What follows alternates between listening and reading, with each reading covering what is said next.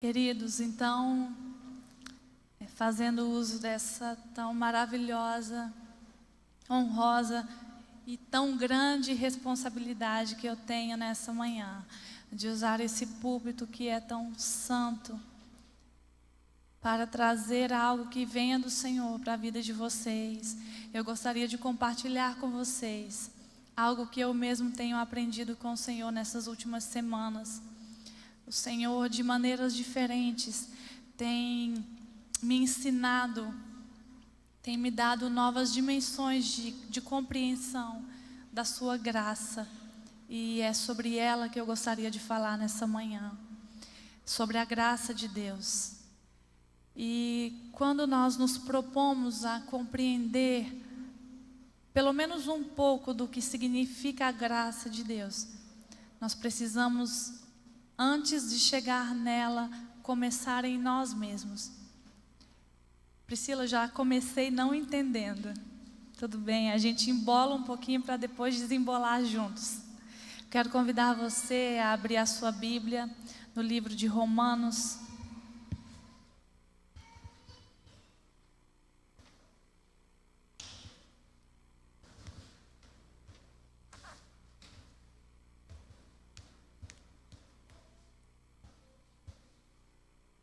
Romanos capítulo 3, nós vamos ler os versos 23 e 24.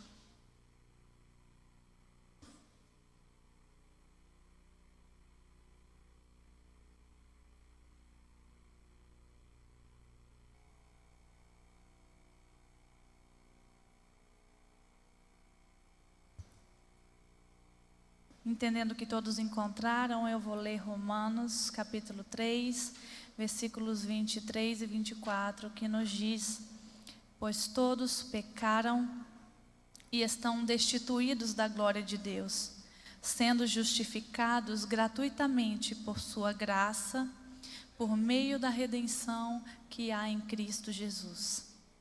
Esses dois versículos, nós vamos voltar lendo-os aos pedacinhos.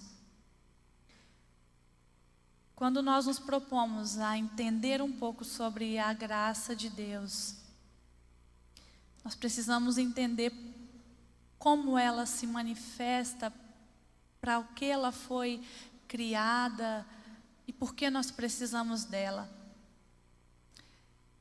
Quando a palavra de Deus nos diz que todos nós pecamos, esse é o pontapé inicial para nós compreendermos a graça que vem de Deus. A graça é o favor absoluto e soberano de Deus que nos alcançou. A graça é o meio por meio do qual a salvação nos alcançou. E nós podemos hoje estar aqui seguros e sabendo que somos chamados filhos de Deus. Mas por que a palavra de Deus nos diz que todos nós pecamos? Isso aí já é sabido, todos sabem que todos nós pecamos. Mas você entende o que é a real dimensão do pecado e como ele atua na humanidade desde a queda? Eu não me proponho e nem acho que tenha a capacidade de explicar toda a plenitude de sentido de nenhum dos conceitos que nós vamos abordar nesta manhã. Mas dentro do meu entendimento limitado, eu quero compartilhar com você o que eu mesmo tenho aprendido nesses últimos tempos sobre a graça de Deus. Todos pecaram. Quando a palavra de Deus nos diz sobre a queda, nós sempre, talvez, num primeiro momento imaginamos: poxa, tudo isso que nós estamos vivendo é por causa do pecado de Adão. Eu confesso que eu pensei muito nisso quando eu estava dando à luz no hospital. Eu pensei em Eva, claramente. E fiquei muito chateada. Acho que todas as mulheres aqui que são mães sabem do que eu estou falando. Eu tenho 2 filhas e quando eu estava no hospital, eu me lembrei muito de Eva. Então, quando a palavra de Deus nos diz que todos pecaram, nós pensamos, sim, Adão pecou e por isso nós estamos nessa situação, porque nós herdamos a cultura e a escravidão do pecado que veio de Adão. Sim, em Adão nós pecamos, só que nós continuamos a pecar, apesar de Adão, a partir de Adão. Nós continuamos a pecar e nós continuamos pecando e nós vivemos pecando. E o que é pecar? Pecar é errar o alvo. Que alvo? Para nós sabermos qual é o alvo que nós temos errado, nós precisamos saber para que nós fomos criados. A palavra de Deus nos diz em Efésios que nós fomos criados para o louvor da glória de Deus. O atributo da glória de Deus, ele foi sobremaneira exaltado sobre os outros atributos quando Deus nos criou. Porque Ele nos criou à sua imagem e semelhança. Então nós éramos um reflexo perfeito daquilo que Ele é. Mas nós perdemos a capacidade de refletir a sua imagem. Então Romanos nos diz que nós ficamos... 1 Coríntios 13 nos diz que nós ficamos como um reflexo borrado. Uma imagem que já não reflete a imagem original. Nós perdemos a capacidade de refletir quem Deus é. Eu sempre dou esse exemplo, é como se você tivesse criado um sósia seu para estar em outro lugar. E esse sósia perdesse a sua semelhança. Para que ele serve então? Ele perdeu a sua utilidade, porque ele havia sido criado para se parecer com você. Conosco é mais ou menos assim. Nós somos criados para parecermos com o Senhor, refletirmos a sua glória. E nós perdemos essa capacidade. Isso tem um significado mais profundo, no sentido do pecado e de como nós vivemos pecando. Porque isso nos faz entender duas coisas. Primeiro que nós pecamos, objetivamente, um fato. Nós pecamos, porque nós caímos. Só que nós continuamos pecando. Porque quando nós perdemos a semelhança de Deus, nós perdemos a capacidade de nos desviar do mal. E então o mal que antes era apenas uma opção, ele se tornou a regra, e não apenas a regra, mas ele nos subjugou, ele nos dominou, e ele vem nos consumindo, desde que o homem se afastou de Deus. Então nós pecamos naquele momento em Adão, e quando nós perdemos então essa capacidade, nós não paramos mais de fazer outra coisa a não ser pecar. E se você entender pecar como errar o alvo, você vai entender o que isso significa. Porque se nós fomos criados para refletir a glória de Deus, quando nós perdemos essa capacidade, nada mais do que nós fazemos pode refletir quem Deus realmente é. E é por isso que nós não conseguimos parar de pecar. Porque não existe nenhum sequer ato pleno que nós possamos oferecer a Deus. Não existe nada que nós possamos fazer plenamente. A palavra nos atesta que diante de Deus e da sua perfeição, até mesmo os nossos mais elevados atos de justiça são comparados por Deus como um pano sujo e imundo. Nós ficamos absolutamente incapazes de glorificar a Deus e refletir quem Ele é. E é por isso que nós nos tornamos essencialmente pecado. Porque às vezes quando a gente pensa em pecado, a gente tem a tendência de ter um olhar muito generoso conosco.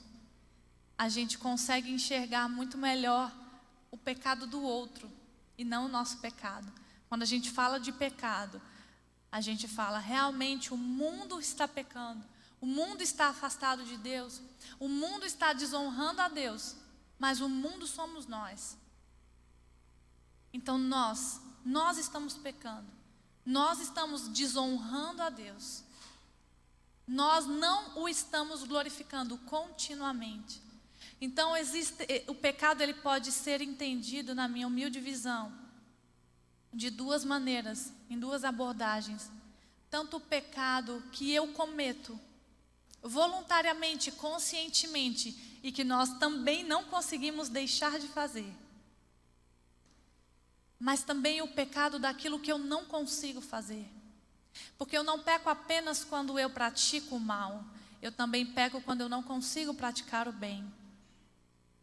E Paulo nos fala sobre isso. Dessa batalha que ele mesmo conhecia. Porque aquilo que eu quero fazer, isso eu não faço. Mas o mal que eu não aprovo, este está sempre diante de mim. Então vocês compreendem que nós não fazemos outra coisa senão pecar. Nós pecamos quando o mal que está em nós se sobressai. E nós pecamos quando, na tentativa de fazer o bem, fica evidente que nós não conseguimos fazer o bem. Priscila, mas eu sou uma pessoa boa. Olha, eu dou tantas cestas básicas, eu atuo em tantos ministérios na igreja, eu venho ao culto sempre, eu deixo de fazer qualquer coisa para estar na igreja, eu sou o primeiro a chegar e o último a sair. Eu sou um filho obediente, eu nunca matei ninguém. Tem gente que fala assim, né? Eu sou uma pessoa boa, eu nunca matei ninguém, eu nunca prejudiquei ninguém. Mas com o que você está se comparando quando você diz que você é bom? Com o que nós estamos nos comparando quando nós nos consideramos bons? Nós nos consideramos bons quando nós nos comparamos com alguém que é ridiculamente pior do que nós. Geralmente são esses exemplos que nós escolhemos, porque nós sempre somos muito generosos conosco. Só que o nosso padrão não é o assassino. O nosso padrão não é aquele que está lá em Brasília roubando milhões e bilhões da nossa pátria. O nosso padrão não é aquele que comete tamanhas atrocidades. O nosso padrão de comparação é Cristo. E diante da sua perfeição, diante de Deus, aquele por meio do qual nós fomos criados e para parecermos com Ele. Quando nós formos pensar em justiça, bondade, nós devemos nos comparar a Deus. Então eu posso olhar para Deus e dizer que eu sou bom, ou que eu sou justo, ou que eu não mereço condenação. Eu não posso, eu não consigo. Porque quando eu olho para dentro de mim, eu não vejo aquilo que eu gostaria de ver. Eu não sou aquilo que eu gostaria de ser, embora eu saiba que eu corro desesperadamente para isso. Quanto mais eu procuro me limpar, mais eu vejo o quanto eu preciso ser limpa. Porque o nosso padrão é simplesmente Cristo. Romanos 8:29 diz que nós fomos chamados para sermos conforme a imagem de seu Filho. É como se alguém estivesse andando na rua, como se você estivesse andando na rua, do outro lado da rua, e eu daqui olhasse e dissesse assim: ah, é Jesus? Não, é o pastor. Como se alguém pudesse nos confundir com Jesus. Calma, aquele ali eu não sei se é Jesus ou se é o pastor Fernando. Deixa eu olhar mais um pouco, porque os dois são tão parecidos. Este é o padrão de Deus para nós. E por causa da santidade, da perfeição deste padrão, é que nós seguimos no versículo que nos diz: todos pecaram e estão destituídos ou afastados da glória de Deus. Entenda que talvez não necessariamente é a profundidade do nosso pecado, da forma como nós vemos, que nos mantém afastados de Deus. O problema não é o tamanho da sua mentira, o problema, entenda, é o tamanho da santidade de Deus. Então, a santidade de Deus, Deus que é o padrão estabelecido para nós por Ele mesmo, Ele é o padrão, Ele é a referência, porque Ele é a fonte da bondade, justiça, verdade, santidade, amor e todas as outras benevolências que nós poderíamos citar aqui. Ele é, fazem parte do que Ele é. E é por isso que o nosso pecado, a menor mancha de culpa que nós temos, nos mantém eternamente afastados de Deus. Entenda que não é uma distância de um passo para outro. É uma distância eterna. É um abismo eterno, porque a santidade de Deus não admite pecado. E quando eu penso nisso, eu me lembro de algo que a palavra de Deus nos diz. Deus deixou um exemplo muito claro de qual deveria ter sido o nosso fim. Quando os anjos se rebelam contra Ele no céu, quando Lúcifer se rebela contra ele no céu. Quando aquele ato de rebeldia acontece, Deus, ele exerce a sua justiça, exigido pela sua própria natureza. A sua justiça clama para ser exercida. E ele, nos atributos da sua vontade, ele entrega àqueles anjos aquilo que eles merecem, porque justiça é dar ao outro aquilo que ele merece. E o que aconteceu? Eles foram eternamente condenados por causa da sua rebeldia. Porque eles quiseram viver independentes de Deus. Vamos ter um céu apenas para nós e um trono mais elevado do que o trono do Altíssimo. Só que lá no Éden aconteceu a mesma coisa. O pecado da humanidade foi buscar a independência de Deus.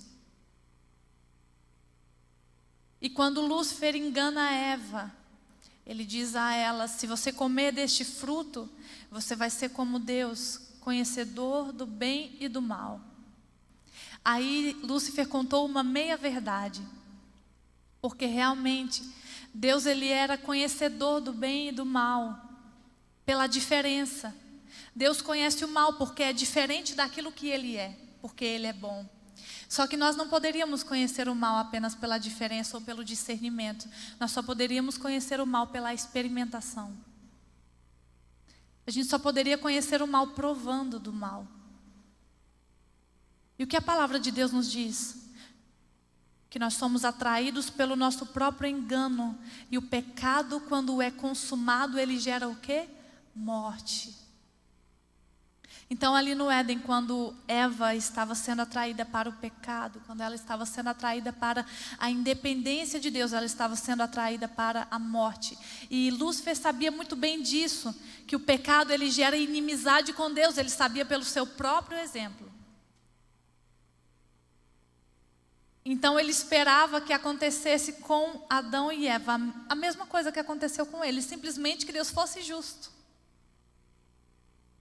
Mas aí, Deus escolheu ficar em dívida com a sua própria justiça. Quando ao invés de nos dar aquilo que nós merecíamos, Ele escolheu nos amar. E não há nenhuma outra definição de amor que seja tão plena e verdadeira do que essa que Deus nos deu. Ele escolheu ficar em dívida consigo mesmo. Quando Ele escolheu nos amar. E por isso ali mesmo no Éden, Ele disse que colocaria inimizade entre a serpente e o filho e Eva, e a descendência de Eva, e que da sua descendência haveria um que pisaria a sua cabeça. E é por isso que nós em Cristo fomos justificados. O que foi a justificação que nós recebemos? O que foi então a graça? Priscila, você disse que ia falar da graça, mas você falou até agora mais do pecado. É porque não tem como entender a graça. A graça ela é compreendida por causa do pecado. Nós só podemos compreender a graça e a misericórdia que nos alcançou se nós enxergarmos a dimensão do abismo e do afastamento em que nós estávamos de Deus. Nós só podemos entender o tamanho da sua graça se nós entendermos o tamanho da nossa transgressão. E do quanto nós ficamos em dívida. E você sabe que Deus, quando Ele entrega Jesus, e Jesus voluntariamente se entrega por nós, Jesus ele não estava pagando a nossa dívida com o diabo. Nós não estávamos nas mãos do diabo antes de Jesus vir. Nós estávamos nas mãos do próprio Deus. Cristo, ele atraiu para si a ira de Deus. Ele atraiu para si a justiça do próprio Deus, porque a santidade de Deus não admite pecado, e é por isso que na cruz o próprio Deus virou as costas para Cristo, porque ali ele estava incorporando o pecado. O pecado de toda a humanidade, os pecados cometidos e aqueles que nós ainda estamos cometendo, já estavam sendo lavados ali na cruz. Então Ele ofereceu a sua santidade em troca do nosso pecado. Ele ofereceu a sua justiça em troca da nossa transgressão. A cruz, ela é ao mesmo tempo a nossa glória e a nossa maior humilhação. Porque ao mesmo tempo que ela mostra o amor de Deus e o tamanho da graça e bondade e misericórdia que Ele tem por nós, ela nos mostra o quanto nós mesmos somos incapazes de fazermos algo por nós. Porque se algum ato de justiça nosso fosse suficiente para que a ira de Deus fosse aplacada, a morte de Jesus não teria sido necessária. Ela teria sido vã, inútil. Mas Ele nos declarou justos. Então a justiça e a salvação são um ato de Deus, através de Jesus. Deus escolheu a salvação como plataforma de exposição, como vitrine da sua graça. Deus escolheu a justificação para que o atributo da graça de Deus fosse exaltado sobre os demais atributos. Isso nos diz Efésios capítulo 1, versículo 6. Para louvor da glória da sua graça.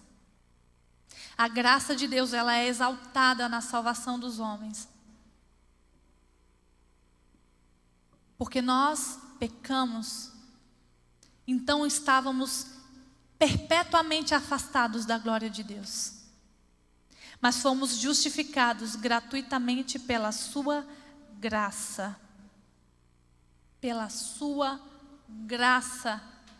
E que fique sempre muito claro aos nossos corações que não há um outro meio de que a salvação pudesse nos alcançar, a não ser pela graça do Senhor.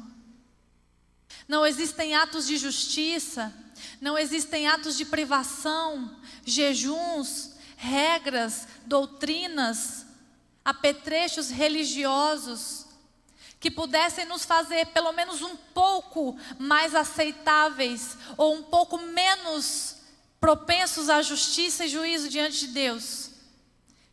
Porque o sacrifício que poderia tirar a mancha de culpa da humanidade era apenas o sacrifício perfeito de Cristo. E essa semana eu estava no Tocantins e eu estava compartilhando algumas experiências de vida com uma amiga. E eu fui contando para ela da minha vida. E quando eu estava contando, nós estávamos trocando algumas experiências. Eu me sentia, ao mesmo tempo que eu estava dizendo, eu me sentia como se eu estivesse falando e me vendo falar. E quando eu fui contando para ela as experiências, eu fui vendo, eu até disse para ela, eu falei: Fernanda, você sabe o que eu gosto na minha vida? Não é nem as coisas que acontecem, mas é a forma como as coisas acontecem. Sempre fica tão evidente a ação de Deus.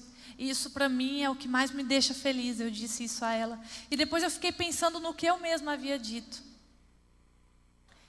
E aí o Senhor me fez lembrar de 2 Coríntios, capítulo 12, versículo 9. Quando Paulo está orando, ele diz que ele estava orando ao Senhor, pedindo um livramento do que ele chama espinho na carne. E no versículo 9 Deus dá uma resposta a ele e diz assim: a minha graça te basta, porque o meu poder se aperfeiçoa na sua fraqueza. E naquela hora em que eu estava compartilhando isso com ela, Deus me fez lembrar desse versículo. Priscila, a minha graça é suficiente para você, porque o meu poder fica evidente quando você percebe a sua fraqueza. Por que eu saí da dimensão redentora? Eu estava falando da graça na dimensão redentora. E eu saí para falar na dimensão pessoal. Esse versículo que nos diz, quando Deus diz, a minha graça te basta, isso significa que quando nós compreendemos a graça de Deus, nós estamos seguros, nós ficamos firmes na nossa fé. Porque a graça de Deus, ela desconstrói qualquer outro argumento, tanto de justiça como de condenação. Por causa da graça, nós sabemos que nós somos inculpáveis, porque Cristo levou as culpas. Mas também nós sabemos que nós somos injustificáveis, porque se Ele levou as culpas, é porque nós jamais conseguiríamos levá-las. Então a graça, ela encerra toda a questão. Então Deus ali estava dizendo: Paulo, a minha graça, ela é suficiente para você.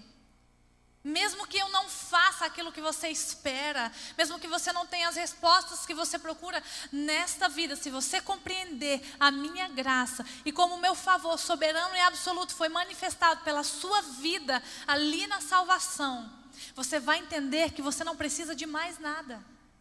Porque a minha graça, ela é suficiente. Ela é suficiente para que você viva uma vida cristã plena, para que você amadureça, porque é a partir da graça que todos os outros frutos espirituais são possíveis. A partir da graça que nós somos salvos. A partir da graça nós nos aproximamos de Deus, e aí nós podemos conhecer, viver e produzir os outros frutos: alegria, paz, longanimidade, bondade, fidelidade, mansidão, domínio próprio. Os frutos que são a prova de que o Espírito de Deus habita em nós. A graça é o precursor de todos os outros frutos espirituais. Então a graça, ela é suficiente em nós. Ela é suficiente para a salvação. Ela é suficiente para a satisfação. Para que nós vivamos uma vida satisfeita. Sabe por quê? Em termos práticos. Meu Deus, eu talvez nunca vá ter o emprego que eu tanto quis, ou não consiga a formação que eu esperava, ou o casamento que eu esperava, ou a posição, ou a cura, ou a satisfação, mas eu estou salvo, a graça. Talvez eu nunca faça as viagens que eu gostaria, não seja eloquente, nem tenha os dons, talvez eu nunca consiga fazer pelos outros aquilo que eu gostaria, mas eu sou salvo pela graça. Então este favor que nós recebemos é um favor de valor eterno, que é a salvação. Então todas as outras coisas que são terrenas e passageiras, são sopro, elas perdem o valor, elas se perdem no horizonte da graça de Deus. Porque o meu poder se aperfeiçoa na sua fraqueza. Então, quando eu estava contando sobre a minha própria vida, nós estávamos trocando algumas experiências, eu percebi o poder de Deus se aperfeiçoando ou ficando evidente, exatamente porque eu estava fraca. E todas as vezes que o poder de Deus se manifestou na minha vida, foi porque eu mesma era incapaz de fazer algo por mim mesma. Todas as vezes que Deus realizou um milagre na minha vida, é exatamente porque eu não podia fazer nada por mim. O poder de Deus, ele sim revela o amor e a misericórdia, mas revela a nossa incapacidade. Então, de certa forma, ainda que de uma forma indireta, sim, a nossa fraqueza redunda em honra e glória para o nome de Deus. Porque, na verdade, o que poderia não render glórias ao nome de Deus? Se foi com este propósito que todas as coisas foram criadas, estão cativas, tudo está cativo ao propósito da glória de Deus. Porque nada foge do propósito eterno de Deus. Lá em Romanos 5, versículo 20, você pode entender um pouco melhor isso que eu estou dizendo. O apóstolo diz assim: onde abundou o pecado, superabundou a graça. É isso que nós estamos dizendo. O próprio pecado, vejam como o propósito eterno de Deus, ele é soberano e a sua vontade, ela é inabalável. Mesmo a nossa fraqueza, o nosso pecado, rendeu glórias ao nome do Senhor. Porque o pecado foi a ocasião perfeita para a manifestação da graça. Porque a graça precisava de criaturas indignas para que ela pudesse se manifestar. o atributo da graça de Deus, ele é sobremaneira ressaltado quando ela é colocada diante do pecado. E é por isso que quando nós vamos falar de graça, sobre a graça, nós precisamos falar sobre o pecado.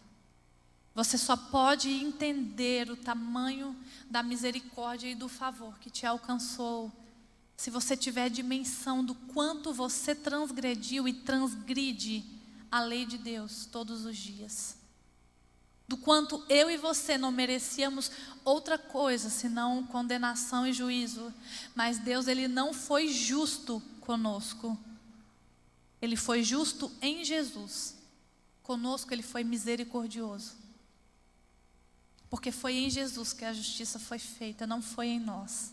Senão nenhum de nós estaríamos aqui nessa manhã. Então, o poder de Deus, ele fica evidente quando nós reconhecemos a nossa fraqueza e a nossa fragilidade. E por que eu quis trazer esta mensagem hoje? Eu tentei resumir, enxugar bastante, para que coubesse aquilo que eu gostaria de dizer, que eu gostaria de compartilhar com vocês. Eu estou compartilhando com vocês algo que eu mesmo estou aprendendo. Eu tenho refletido muito sobre isso nessas últimas semanas. Ontem mesmo no aeroporto eu estava escrevendo um pouco sobre isso e entendendo sobre isso para trazer a vocês. É porque se nós compreendermos, meus queridos, se nós compreendermos a graça de Deus, nós compreendemos o Evangelho. Se nós compreendermos a graça, nós entendemos qual é a nossa posição, qual é a posição de Deus, qual é a ação que Deus espera que nós desenvolvamos no mundo, como nós vamos nos relacionar com este mundo, que precisa conhecer a graça de Deus. Essa graça que nós desfrutamos, essa graça que nos foi dada, essa graça que nos apresenta a salvação de Deus. E a minha oração por vocês como igreja é que a compreensão que vem de Deus, o discernimento, é que o Espírito de Deus traduza aos seus corações, não só essa mensagem, mas toda mensagem que venha de Deus, que seja produtiva e proveitosa para a sua vida espiritual. Que o seu coração seja sempre uma terra abundantemente fértil, para que a semente do Evangelho e das boas notícias que vem do Senhor criem raízes profundas, e que nenhum vento, que nem o sol, que nenhum pássaro possa tirar essa semente do seu coração. A graça de Deus é o seu favor imerecido. Que vocês tenham, que nós tenhamos compreensão da graça de Deus que nos alcançou. Porque aí nós vamos viver uma vida sóbria, com entendimento, uma vida piedosa, uma vida frutífera. E essa é a única maneira que nós temos de apresentar Jesus ao mundo. É vivendo essa vida. As palavras, elas podem até comover, mas a ação de convencimento, ela é pelo Espírito. E o Espírito de Deus, ele tem liberdade de atuar quando você vive uma vida que glorifica a Deus. As palavras que saem da sua boca são palavras vivas, cheias de sentido, significado. Elas saem gerando vida por onde passam, onde elas alcançam. Então, já agradecendo ao Senhor, porque embora eu ame falar da palavra do Senhor, eu sei que eu sou apenas o canal, e quem faz essa ação tão maravilhosa de convencimento é o Espírito de Deus. Eu quero então agradecer ao Senhor por me dar a oportunidade de compartilhar isso com vocês. E eu quero, com a permissão do pastor, louvar uma canção. O nome dessa canção é Minha Vida Dou. Essa canção eu compus quando eu estive no Tocantins a primeira vez, em março. e fui abençoada pelo Senhor de conhecer o testemunho de uma missionária da Junta de Missões Nacionais, a missionária Margarida Lemos Gonçalves, que viveu uma vida para a glória de Deus. E é bonito porque, como a Rosana bem colocou, o Senhor a recolheu para si em 2012. Mas o legado que ela deixou, as obras que partiram dela, permanecem até hoje. E o nome do Senhor ainda é glorificado pela vida dela 5 anos depois dela ter partido. E conhecer o legado dela me inspirou muito. E quando eu conheci o legado dela, até disse para a Rosana, eu falei, depois de Jesus eu já sei com quem eu quero parecer. E é lindo quando nós conhecemos alguém, que nós podemos olhar e dizer assim, é uma boa referência para mim. E eu fiquei tão inspirada pelo testemunho dela, que quando eu estava retornando a Brasília, o Senhor me abençoou com essa canção, que agora eu vou cantar. E que essa canção, que é a minha oração particular, seja a sua oração também. Que você se entregue ao Senhor. Desista, abra mão da sua vida, que já não é sua. Que você a vive apenas por graça e misericórdia. Que você compreenda que o maior sentido que você pode dar à sua vida é depositá-la aos pés do Senhor, para que Ele a use da maneira que lhe aprouver.